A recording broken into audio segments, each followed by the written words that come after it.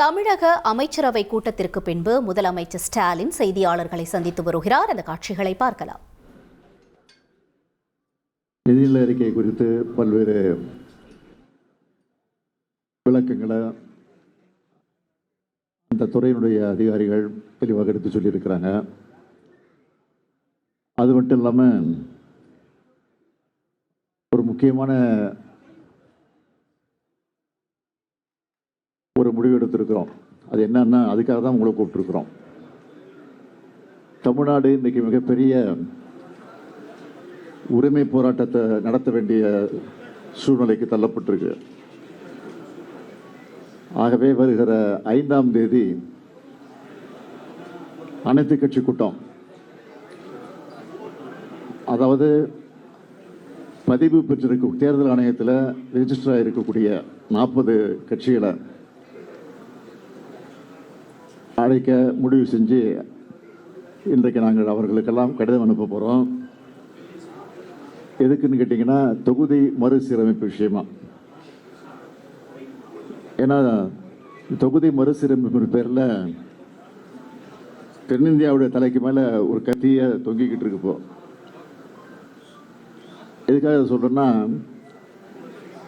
எல்லா வளர்ச்சி குறியீடுகள்லையும் முதன்மை மாநிலமாக இருக்கக்கூடிய தமிழ்நாடு கடுமையாக பாதிக்கப்பட்டிருக்கு. இப்போ தமிழ்நாட்டில் மொத்தம் 39 தொகுதிகள் இருக்குது. நாடாளுமன்ற தொகுதிகள் 39 இருக்குது. இதை குறைக்கிற அபாயம் ஏற்பட்டிருக்கு. ஒன்றிய அரசு 2026ஆம் ஆண்டில் மக்களவைத் தொகையினுடைய எண்ணிக்கையை மறுசீரமைப்பு செய்ய போகிறாங்க. பொதுவாக இதெல்லாம் மக்கள் தொகையை கணக்கிட்டு தான் செய்யப்படுது. மக்கள் தொகை கட்டுப்படுத்தல் என்பது இந்தியா நாட்டுடைய மிக முக்கியமான இலக்கு. அந்த இலக்கை பொறுத்த வரைக்கும் நம்ம தமிழ்நாடு வெற்றி பெற்றிருக்கு. அது எல்லாருக்கும் தெரியும். பல பத்தாண்டுகளாக வெற்றிகரமான குடும்ப கட்டுப்பாடும், பெண்கள் கல்வி மற்றும் சுகாதார முன்முயற்சிகள் மூலம் நாம் இதை சாதிச்சிருக்கிறோம். மக்கள் தொகை குறைவாக இருக்கிற காரணத்தினாலே நாடாளுமன்றத்தினுடைய எண்ணிக்கையும் குறைக்க வேண்டிய ஒரு சூழ்நிலை ஏற்பட்டிருக்கு. இப்போ நாடு முழுக்க இருக்கக்கூடிய மக்களவை அடிப்படையில் தொகுதிகளை பிரித்தா தமிழ்நாட்டில் இருக்கக்கூடிய தொகுதிகளில் 8 தொகுதிகளை இழக்க வேண்டிய ஒரு சூழ்நிலை ஏற்பட்டிருக்கு. அதாவது இனி தமிழ்நாட்டுக்கு 39 எம்பிகள் இருக்க மாட்டாங்க, 31 எம்பிகள் தான் இருப்பாங்க. இன்னொரு முறையில் கணக்கிட்டு பார்த்தீங்கன்னா, நாட்டில் ஒட்டுமொத்த எம்பிக்கள் எண்ணிக்கை உயர்த்தி அதுக்கேற்ப பிரித்தாலும் நமக்கு இழப்பு தான் ஏற்படும். நமக்கான பிரதிநிதித்துவம் குறைஞ்சி போயிடும். அதிக மக்கள் தொகை கொண்ட மாநிலங்களுக்கு அதிக பிரதிநிதித்துவம் கிடைக்கும். இதனால் தமிழ்நாட்டுடைய குரல் நசுக்கப்படுது. இது வெறும் உறுப்பினுடைய எண்ணிக்கையை பற்றி கவலை மட்டும் இல்லை, நம் மாநிலத்தினுடைய உரிமையை சார்ந்தது என்பதை நாம் மறந்துடக்கூடாது. தமிழ்நாடு எதிர்கொள்ளவிருக்கக்கூடிய பல முக்கியமான பிரச்சனைகளை தமிழ்நாட்டை பொறுத்த வரைக்கும் அனைத்து அரசியல் கட்சிகள் மற்றும் தலைவர்கள் எல்லாம் ஒன்றிணைந்து முதல் கட்டமாக இந்த கூட்டத்தை ஏற்பாடு செஞ்சுருக்கிறோம். அனைத்து கட்சிகள் எல்லாம் கடந்து, அரசியலெல்லாம் கடந்து இந்த விவகாரத்தில் ஒன்று சேர்ந்து குரல் கொடுக்க வேண்டும் என்று உங்கள் மூலமாக நான் இப்போவே கேட்டுக்கிறேன்.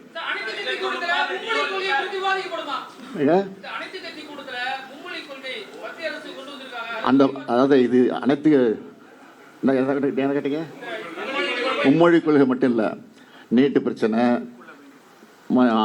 மாநில அரசுக்கு தர வேண்டிய நிதி பிரச்சனை, எல்லா பிரச்சனைகளுக்கும் நீங்கள் கேட்குற மும்மொழி கொள்கை, இந்த பிரச்சனைகளுக்கெல்லாம் தீர்வு காணணும்னா நம்ம எம்பிக்கள் அதிகமாக இருந்தால் தான் குரல் கொடுக்க முடியும். ஆக அதுதான் முக்கியத்துவம். ஆக அதை தான் அடிப்படையை வச்சு தான் கொடுத்த கூட்டம்.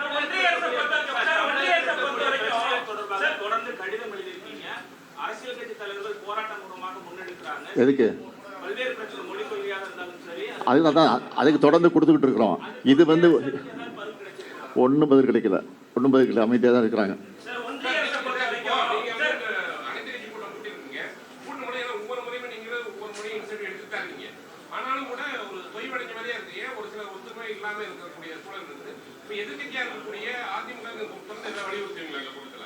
கூட அதிமுக வர போகிறாங்க. இதில் நிச்சயம் குரல் கொடுப்பாங்கன்னு நம்பிக்கை எங்களுக்கு இருக்கு.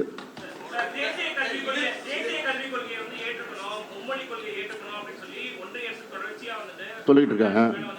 தமிழ்நாட்டை பொறுத்த வரைக்கும் யாரும் சொல்லணும். ஒரு மொழி போருக்கு மத்திய அரசு வித்துடுன்னு சொல்லி நீங்க நினைக்கிறீங்களா? 1960 நிச்சயமா வித்துடுது. அதுக்கு நாங்கள் தயாரா இருக்கிறோம்.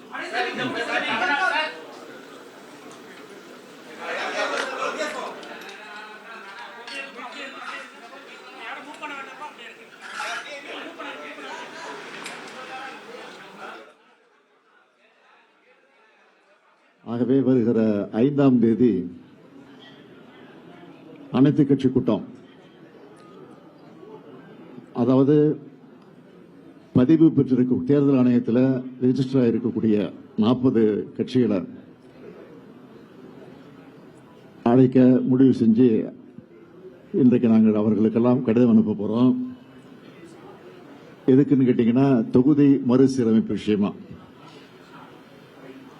ஏன்னா தொகுதி மறுசீரமைப்பு பேர்ல தென்னிந்தியாவுடைய தலைக்கு மேல ஒரு கத்திய தொங்கிக்கிட்டு இருக்கு. இப்போ எதுக்காக சொல்றேன்னா, எல்லா வளர்ச்சி குறியீடுகள்லையும் முதன்மை மாநிலமாக இருக்கக்கூடிய தமிழ்நாடு கடுமையா பாதிக்கப்பட்டிருக்கு. இப்ப தமிழ்நாட்டில் மொத்தம் 39 தொகுதிகள் இருக்கு. நாடாளுமன்ற தொகுதிகள் 39 இருக்கு. இதை குறைக்கிற அபாயம் ஏற்பட்டிருக்கு. ஒன்றிய அரசு 2026ஆம் ஆண்டுல மக்களவைத் தொகையுடைய எண்ணிக்கையை மறுசீரமைப்பு செய்ய போறாங்க. பொதுவா இதெல்லாம் மக்கள் தொகையை கணக்கிட்டு தான் செய்யப்படுது. மக்கள் தொகை கட்டுப்படுத்தல் என்பது இந்தியா நாட்டுடைய மிக முக்கியமான இலக்கு. அந்த இலக்கை பொறுத்த வரைக்கும் நம்ம தமிழ்நாடு வெற்றி பெற்றிருக்கு. அது எல்லாருக்கும் தெரியும். பல பத்தாண்டுகளா வெற்றிகரமான குடும்ப கட்டுப்பாடும், பெண்கள் கல்வி மற்றும் சுகாதார முன்முயற்சிகள் மூலம் நாம் இதை சாதிச்சிருக்கிறோம். மக்கள் தொகை குறைவாக இருக்கிற காரணத்தினாலே நாடாளுமன்றத்தினுடைய எண்ணிக்கையும் குறைக்க வேண்டிய ஒரு சூழ்நிலை ஏற்பட்டிருக்கு. இப்ப நாடு முழுக்க இருக்கக்கூடிய மக்களவை அடிப்படையில் தொகுதிகளை பிரிச்சா தமிழ்நாட்டில் இருக்கக்கூடிய தொகுதிகளில் 8 தொகுதிகளை இழக்க வேண்டிய ஒரு சூழ்நிலை ஏற்பட்டிருக்கு. அதாவது இனி தமிழ்நாட்டுக்கு 39 எம்பிகள் இருக்க மாட்டாங்க, 31 எம்பிகள் தான் இருப்பாங்க. இன்னொரு முறையில் கணக்கிட்டு பார்த்தீங்கன்னா, நாட்டில் ஒட்டுமொத்த எம்பிக்கள் எண்ணிக்கை உயர்த்தி அதுக்கேற்ப பிரிச்சாலும் நமக்கு இழப்பு தான் ஏற்படும். நமக்கான பிரதிநிதித்துவம் குறைஞ்சு போயிடும். அதிக மக்கள் தொகை கொண்ட மாநிலங்களுக்கு அதிக பிரதிநிதித்துவம் கிடைக்கும். இதனால் தமிழ்நாட்டுடைய குரல் நசுக்கப்படுது. இது வெறும் உறுப்பினுடைய எண்ணிக்கையை பற்றி கவலை மட்டும் இல்ல, நம் மாநிலத்துடைய உரிமையை சார்ந்தது என்பதை நாம் மறந்துடக்கூடாது. தமிழ்நாடு எதிர்கொள்ளவிருக்கக்கூடிய பல முக்கியமான பிரச்சனைகளை தமிழ்நாட்டை பொறுத்த வரைக்கும் அனைத்து அரசியல் கட்சிகள் மற்றும் தலைவர்கள் எல்லாம் ஒன்றிணைந்து முதற்கட்டமாக இந்த கூட்டத்தை ஏற்பாடு செஞ்சிருக்கிறோம். அனைத்து கட்சிகள் எல்லாம் கடந்து, அரசியல் எல்லாம் கடந்து இந்த விவகாரத்தில் ஒன்று சேர்ந்து குரல் கொடுக்க வேண்டும் என்று உங்கள் மூலமாக நான் இப்பவே கேட்டுக்கிறேன்.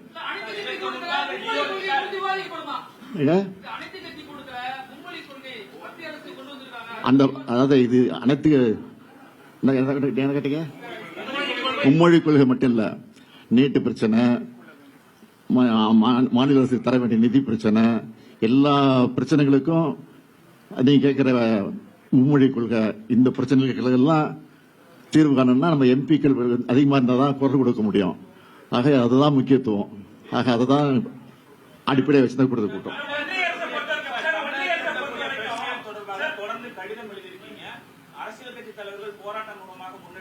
எதுக்கு? அதுக்கு தொடர்ந்து கொடுத்துக்கிட்டு இருக்கிறோம். இது ஒன்னும் பதில் கிடைக்கல, அமைதியா தான் இருக்கிறாங்க.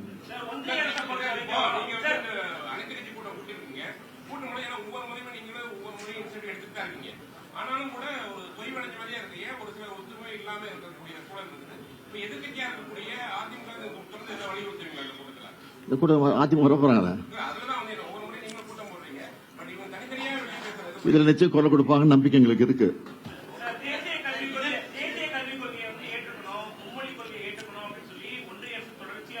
சொல்லிட்டு இருக்காங்க. தமிழ்நாட்டை பொறுத்த வரைக்கும் யாரும் சொல்லணும். நிச்சயமா வித்துடுது, அதுக்கு நாங்கள் தயாராக இருக்கிறோம்.